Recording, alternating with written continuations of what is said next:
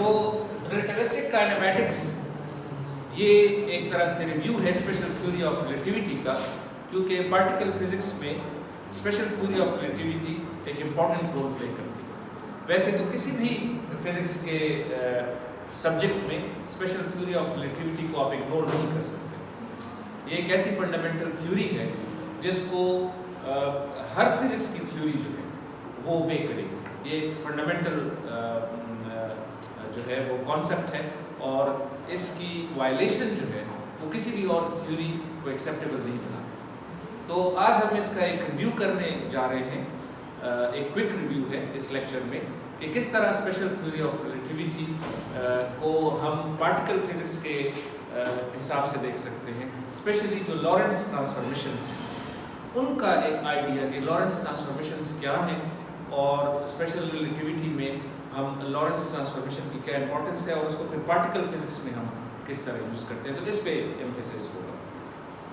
तो सबसे पहले जैसे मैंने कहा कि ये एक ओवरव्यू है स्पेशल थ्योरी ऑफ रिलेटिविटी का, लेकिन पार्टिकल फिजिक्स के पर्सपेक्टिव में कि हम देखेंगे कि पार्टिकल फिजिक्स में स्पेशल थ्योरी ऑफ रिलेटिविटी कैसे रोल प्ले करती है। तो इनर्शियल फ्रेम ऑफ रेफरेंस, जैसे मैंने आपको कहा कि स्पेशल रिलेटिविटी में हम सिर्फ और सिर्फ इनर्शियल फ्रेम ऑफ रेफरेंसेस को डील करते हैं। Non inertial frame of reference इसमें शामिल नहीं है। उसके लिए आइंस्टाइन की ही दूसरी थ्योरी है, उसको हम जनरल थ्योरी ऑफ रिलेटिविटी कहते हैं और उसमें फिर हम non inertial frame of reference की बात करते हैं। बेसिकली वो एक ग्रेविटी की थ्योरी, ग्रेविटेशनल फोर्स को एक्सप्लेन करती है। लेकिन स्पेशल थ्योरी ऑफ रिलेटिविटी जो है ये सिर्फ और सिर्फ इनर्शियल फ्रेम ऑफ रेफरेंसेस के साथ डील करती है। ये एक इंपॉर्टेंट पॉइंट है। अब इनर्शियल फ्रेम ऑफ रेफरेंस होता क्या है? ये एक ऐसा फ्रेम ऑफ रेफरेंस है जो कि या तो रेस्ट पे होगा या यूनिफॉर्म वेलोसिटी के साथ मूव करेगा। यानी डेफिनेशन ये है कि इसमें एक्सेलरेशन नहीं होगा, तो या ये यूनिफॉर्म वेलोसिटी के साथ मूव करेगा या रेस्ट पे होगा। और इसका एक कॉन्सिक्वेंस ये है कि अगर किसी फ्रेम ऑफ रेफरेंस को हम इनर्शियल फ्रेम ऑफ रेफरेंस कहते हैं, इसका मतलब है उसमें एक्सेलरेशन नहीं है, तो फिर इसका मतलब ये है कि जो एक्सटर्नल फोर्स है वो भी नहीं है। यानी एक्सेलरेशन नहीं है तो फिर फोर्स नहीं है according to Newton second law of motion. और इसमें फर्स्ट लॉ ऑफ मोशन जो है वो ओबे होगा। क्यों? कि स्टेट ऑफ द ऑब्जेक्ट जो है, स्टेट ऑफ द बॉडी जो है वो चेंज नहीं होती, क्योंकि एक्सटर्नल एजेंट नहीं है, एक्सटर्नल फोर्स नहीं है। तो अब ऑब्जेक्ट जो है उसके ऊपर एक्सेलरेशन भी नहीं होगा, तो उसकी जब स्टेट चेंज नहीं होगी तो इसका मतलब ये है कि न्यूटन फर्स्ट लॉ ओबे हो रहा है।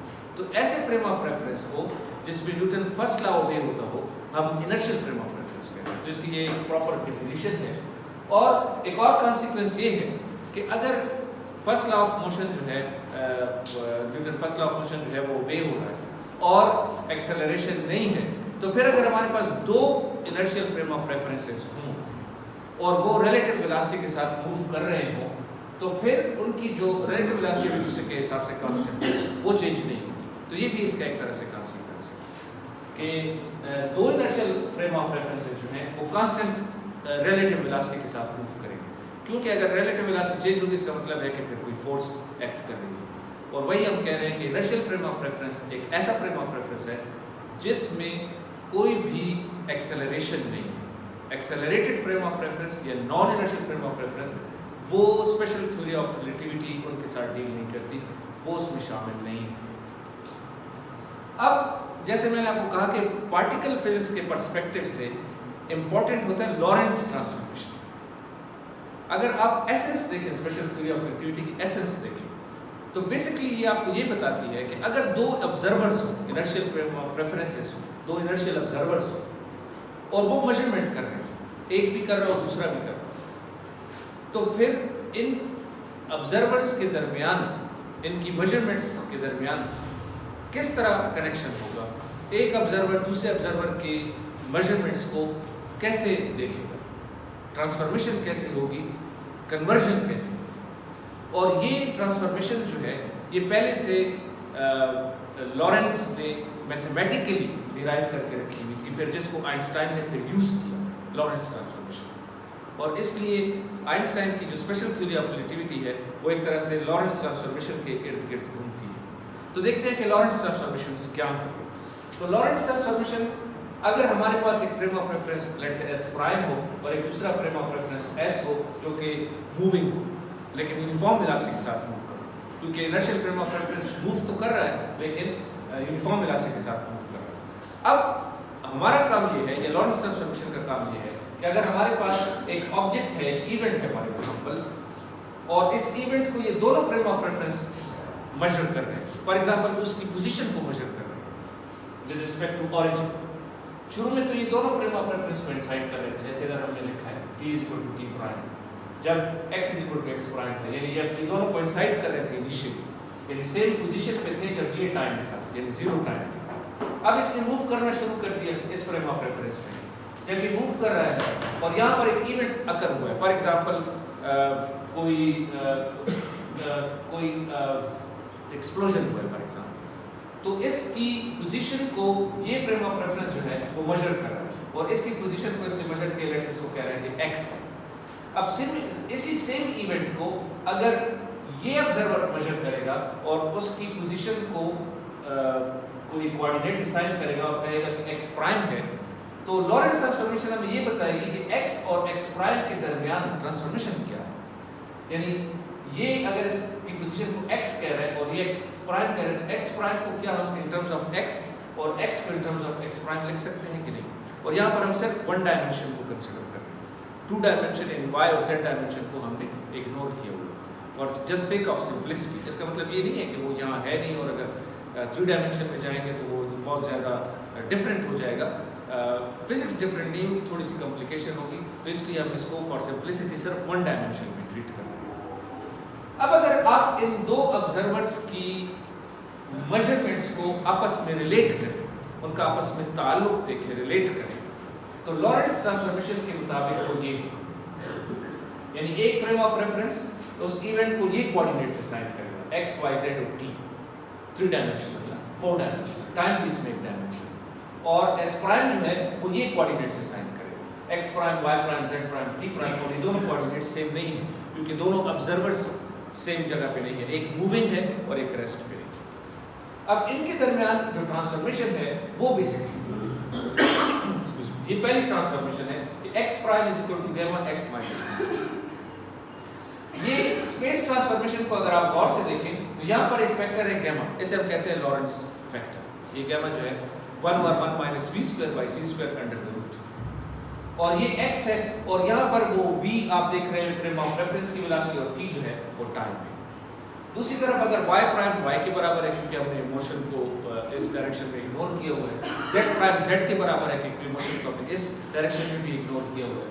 लेकिन इंपॉर्टेंट चीज जो है वो यहाँ पे, अब अगर आप देखें तो t प्राइम t के बराबर नहीं है, यहाँ पर एक एक्स्ट्रा टर्म है और गामा भी इसके अंदर इन्वॉल्व है, और यहीं पर ये ट्रांसफॉर्मेशन गैलीलियन ट्रांसफॉर्मेशन से डिफर करती है, क्योंकि गैलीलियन ट्रांसफॉर्मेशन के अंदर टाइम एब्सोल्यूट थी, अब टाइम एब्सोल्यूट नहीं है, टाइम रिलेटिव है।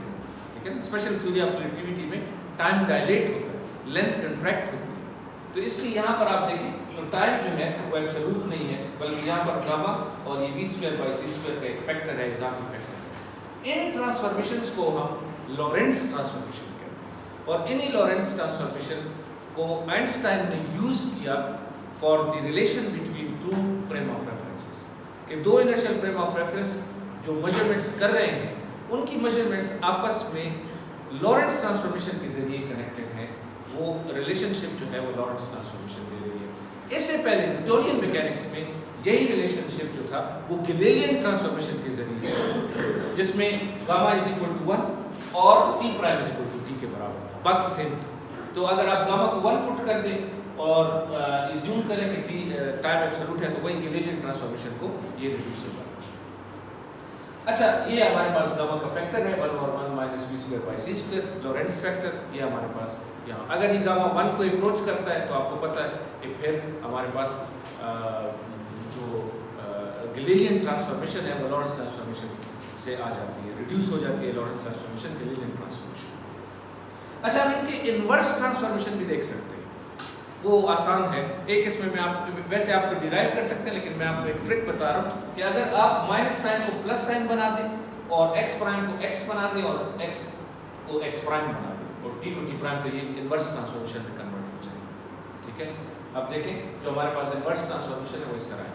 इसमें सिर्फ हमने ये किया है, देखिए यहाँ पर माइनस को प्लस बना दिए और जहाँ पर x था उसको x प्राइम बना दिए और t को t प्राइम बना दिए। तो ये यानी s से s प्राइम को या s प्राइम से s को, वो दोनों ट्रांसफॉर्मेशन जो हैं वो इक्वली गुड, वो दोनों सेम है, इनमें कोई फर्क नहीं है। ये आप पे डिपेंड करता है कि आप एक से दूसरे में ट्रांसफॉर्मेशन को लेकर। अब कुछ कॉन्सिक्वेंसेस है, मशहूर कॉन्सिक्वेंसेस। तो पहली बात तो ये आपने देखी कि हम पार्टिकल फिजिक्स में जो स्पेशल रिलेटिविटी को यूज करेंगे वो थ्रू लॉरेंट्ज ट्रांसफॉर्मेशन के ऊपर हम एम्फेसिस करेंगे इस पर्सपेक्टिव में, लॉरेंट्ज ट्रांसफॉर्मेशन, और इसको हम फिर 4 वेक्टर नोटेशन में भी लिखेंगे, कॉम्पैक्ट नोटेशन में। तो फिर वो जाके पार्टिकल फिजिक्स में ज़्यादा बेहतर तरीके से इस्तेमाल होगा। लेकिन 3-4 कॉन्सिक्वेंसेस जो बड़े इंपॉर्टेंट हैं वो पहले डिस्कस करते हैं। सबसे पहले जो है वो रिलेटिविटी ऑफ सिमिल्टेनिटी। इसका क्या मतलब है?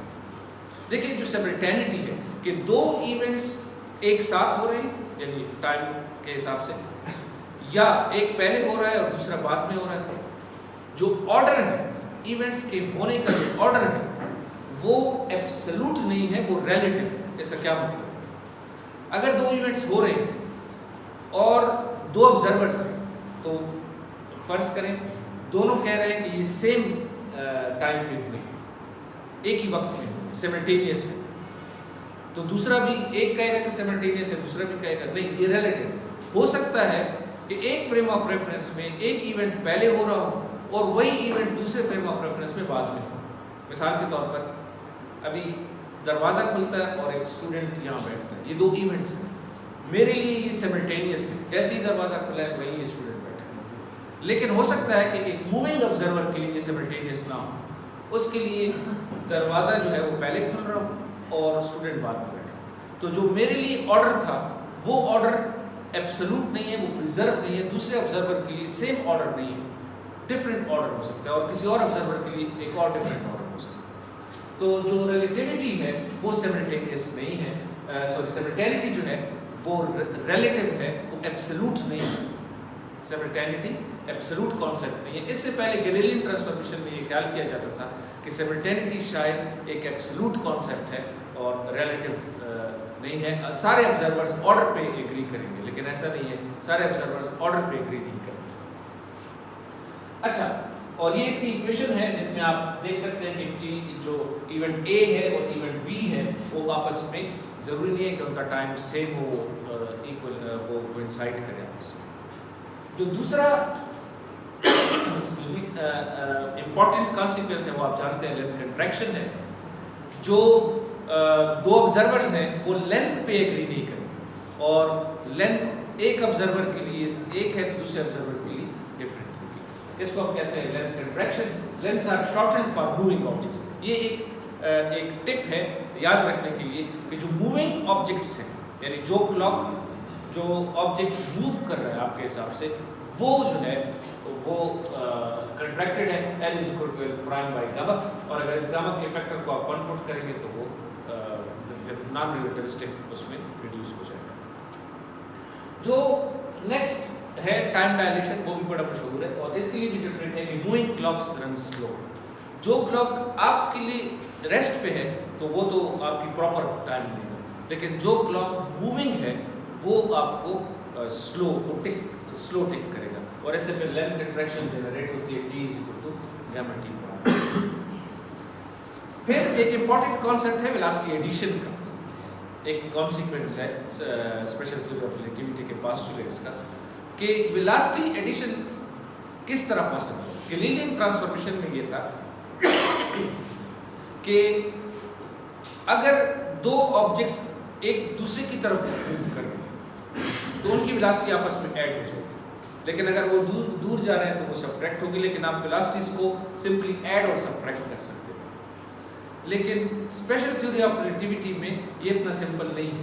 लॉ ऑफ वेलोसिटी एडिशन जो है वो उस तरह ओबे नहीं होता, तो उसको भी अगर आप रीडिफाइन करें और अकॉर्डिंग टू लॉरेंट्ज ट्रांसफॉर्मेशन लिखें, तो आपकी जो लॉ ऑफ वेलोसिटी एडिशन है कि 2 ऑब्जेक्ट्स जो हैं या एक फ्रेम ऑफ रेफरेंस और ऑब्जेक्ट एक दूसरे की तरफ मूव कर रहे हैं, तो उनकी वेलोसिटीज आपस में कैसे ऐड होगी, और एक फ्रेम ऑफ रेफरेंस में पार्टिकल की वेलोसिटी कैसे लेंगे और दूसरे में कैसे। मसलन u जो है ये पार्टिकल की वेलोसिटी है, और u प्राइम पार्टिकल की v जो है वो फ्रेम ऑफ रेफरेंस की वेलोसिटी है। तो इस तरीके से ये वेलोसिटीज ऐड होती है। Simply u is equal to prime plus v नहीं है, इसमें ये फैक्टर भी यहाँ पर मौजूद है। तो ये कुछ कॉन्सिक्वेंसेस हैं स्पेशल थ्योरी ऑफ रिलेटिविटी के। लेकिन with respect to particle physics आपको जो ये बात याद रखने की है इस ओवरव्यू से, वो लॉरेंस ट्रांसफॉर्मेशन है कि लॉरेंस ट्रांसफॉर्मेशन किस तरह रिलेट करती हैं या कनेक्ट करती हैं आपस में दो इनर्शियल फ्रेम ऑफ रेफरेंसेस को। तो ये क्वेश्चन है सही। Thank you very much.